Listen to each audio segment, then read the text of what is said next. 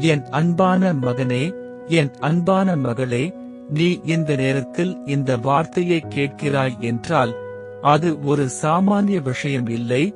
நான் தான் உன்னை இங்கே கொண்டு வந்தேன். நீ உள்ளுக்குள் கேட்கிறாய், என்னோட ஜெபம் ஏன் இன்னும் பதில் கிடைக்கல? அந்த கேள்வியை நான் கேட்கிறேன். நீ காத்திருந்தாய், நீ நம்பிக்கை வைத்தாய், ஆனா எதுவும் நடக்காத மாதிரி தோன்றுது. ஆனால் நான் அமைதியாக இருக்கிறேன் என்பதற்காக.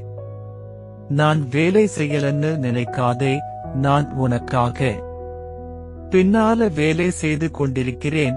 நீ பார்க்காத இடத்தில் நான் பாதையை தயார் பண்ணுறேன். நீ புரியாத விஷயங்கள் கூட உன் நன்மைக்காக திருப்புறேன். இன்று நான் உனக்கு சொல்ல வருவது இதுதான். தாமதம் ஆனாலும் நான் தரும் ஆசீர்வாதம் சரியான நேரத்தில் வரும். நீ இழந்த வாய்ப்புகள், நீ தவறவிட்ட சந்தர்ப்பங்கள் அதைக் காட்டிலும் பெரியதை நான் உனக்கு தயார் பண்ணி வைத்திருக்கிறேன்.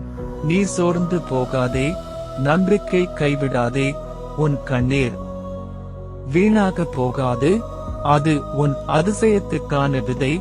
சில நாட்களில் ஒரு அன்எக்ஸ்பெக்டட் பிளெஸிங் வரும். நீ எதிர்பார்க்காத இடத்தில் இருந்து ஒரு நல்ல செய்தி வரும்.